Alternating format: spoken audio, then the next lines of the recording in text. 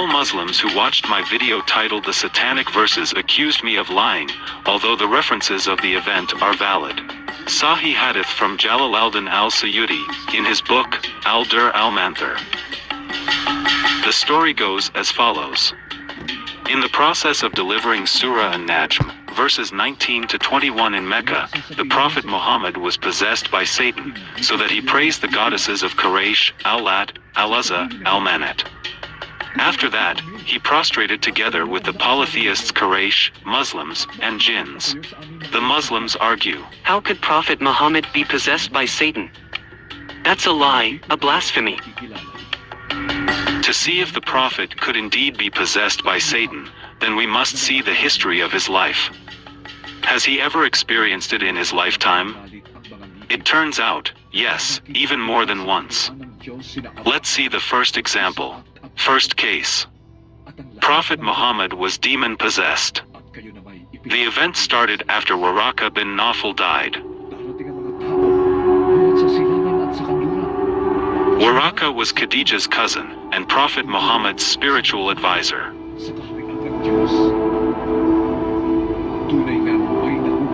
After Waraka died, the Prophet did not receive any divine inspiration for a while. Why doesn't the Spirit show up anymore? Is there something wrong with me? Did he ignore me now? The Prophet became so sad, to the point that he wanted to commit suicide. Let me climb to the top of the mountain. That's a good place to jump and just be done with my life. So he went up to the top of a mountain in order to throw himself down.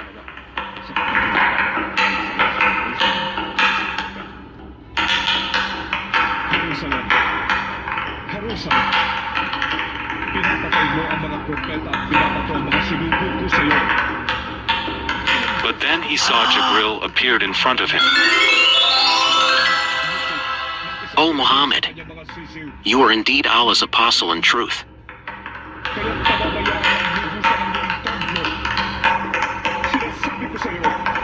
Oh, really? What a relief. In that case, I won't commit suicide. His heart would become quiet and he would calm down and would return home. But then the divine inspiration still not coming, and he would be anxious again. This was not mere anxiety because he became really depressed, and the thought of ending his life re-emerged.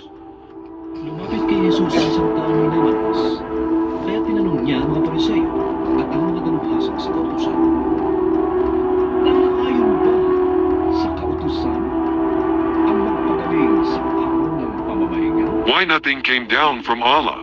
What's wrong? Oh, I am so sad to the point that I want to commit suicide again. This time I will really throw myself. Let me just die. So he climbed to the top of the mountain again, with the same intention like before. But then Jibril would show up again in front of him, and said the same thing just like before. O Muhammad, you are indeed Allah's apostle in truth. Oh, really? What a relief. In that case, I won't commit suicide. So he would climb down and return home.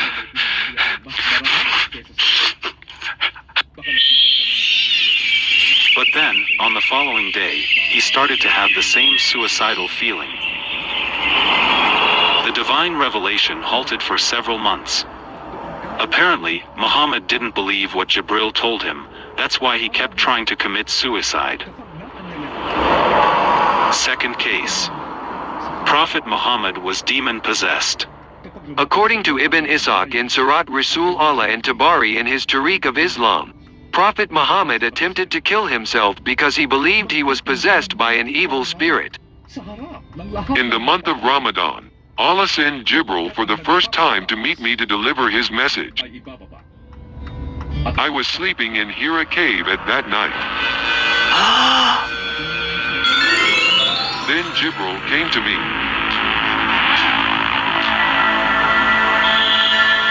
With a coverlet of brocade whereon was some writing, and he said, Read.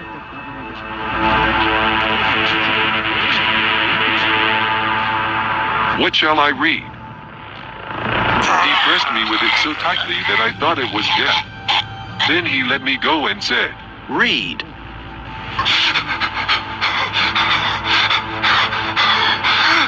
What shall I read? He pressed me with it again so that I thought it was death. Then he let me go and said, Read.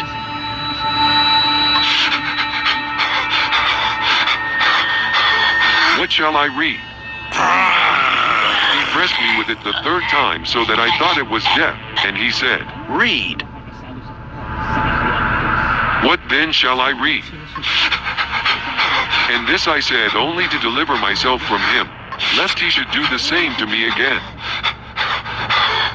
Read in the name of thy Lord, who created man of blood coagulated. Read. Thy Lord is the most beneficent, who taught by the pen, taught that which they knew not unto men. So I read the verses. And he, the Spirit, departed from me. At kailangan ko itong puntahan.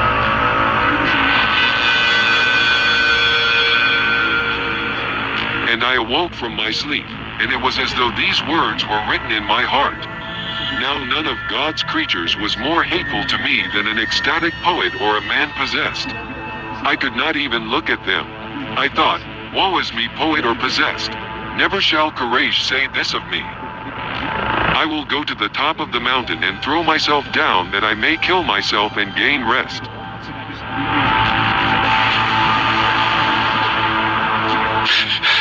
So I went forth to do so, and then when I was midway on the mountain,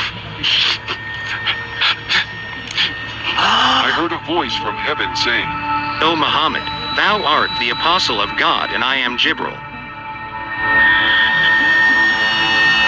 Prophet Muhammad was so distraught and convinced his encounters with the spirit being were nefarious that he wanted to end his own life. The fact that Prophet Muhammad kept trying to commit suicide showed that he didn't believe when Jibril told him that he was an apostle of God or that God sent Jibril to him. The other possibility is that Jibril was actually a demon that possessed Muhammad's mind and caused him to be insane.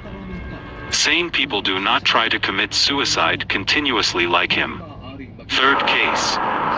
Prophet Muhammad was insane. The following hadith proofs that the Prophet was indeed insane. Sunan Abi Dawud number 67 informs about the well of Buddha, which was full of rotten stuff, such as dead dogs, menstrual clothes, and excrements of people. Yet, Prophet Muhammad used the water to do wudu. Narrated Abu Sa'ad al-Khudri. I heard that the people asked the Prophet of Allah, Your Rasulullah, that water brought for you came from the well of Buddha. It is a well in which dead dogs, menstrual clothes and excrement of people are thrown. the water is pure and it is not made impure by anything.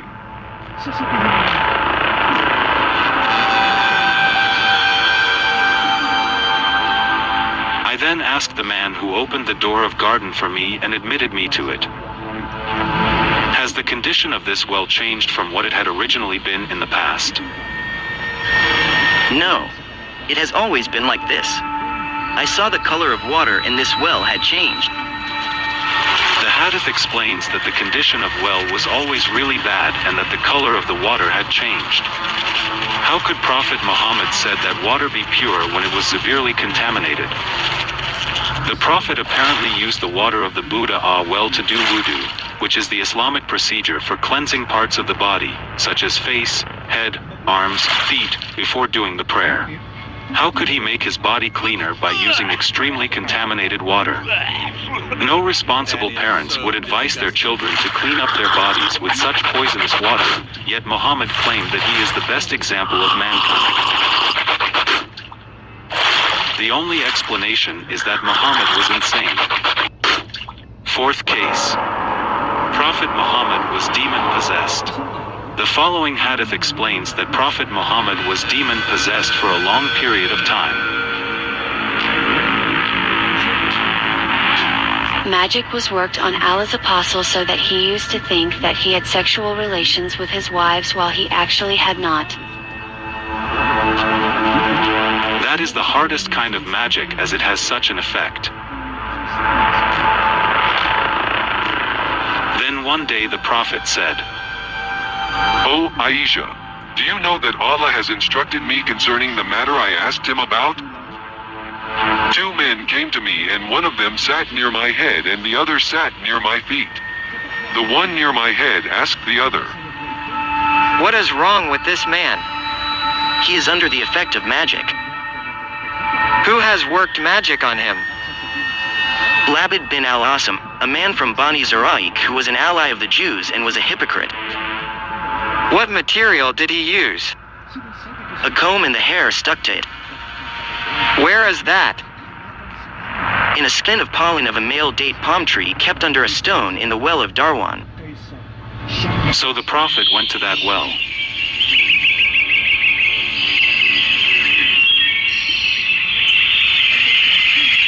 This is the well which was shown to me in a dream.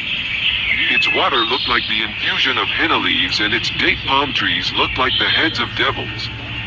He took out the witchcraft object that caused him to be under the spell of magic. This is what was used to work magic on me. Why do you not treat yourself with Nashra? Allah has cured me. I dislike to let evil spread among my people. According to Jamie of Muammar bin Rashid, the magic spell lasted for a year. In other words, for 1 year, Muhammad thought that he was having sexual relations with his wives when he wasn't. Obviously, he was really lost. The Bukhari hadith explains that Allah eventually helped him by sending 2 men who revealed where the witchcraft object was hidden. But Muhammad was supposed to be Allah's greatest and last prophet, therefore, how could he be bewitched and befuddled for such a long time? He wasn't aware that for a year, he did not have sexual relations with his wives. Imagine what were his wives thinking. Strange. I felt like I really doing it. He definitely not doing it with us. Oh, maybe with something else.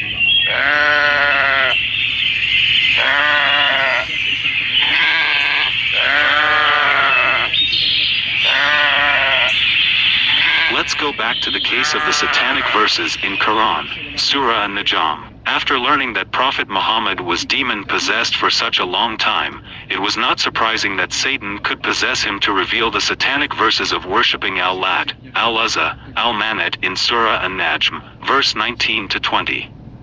The verses remained unchanged for 8 long years, until Surah Al-Hajj, verse 52 was revealed in Medina. This means the Prophet did shirk for 8 straight years. Many Muslims nowadays said these information are not acceptable. That information regarding Prophet Muhammad cannot be true, because it was against Quran, Surah Al-Hijr, verse 9, that says Allah will certainly preserve his words, and Surah Al-Ma'idah, verse 67 that says, Allah will protect Prophet Muhammad from mischief men. On the other hand, the Quraysh lived together with Muhammad, and they knew Muhammad's entire life very well in Mecca. Based on their daily interaction, they were convinced that he was a madman and demon-possessed. Yes, we rejected him because we knew that he was tutored by others, not from our people, and he was a madman. And then what? Shall we give up our gods for the sake of a poet possessed?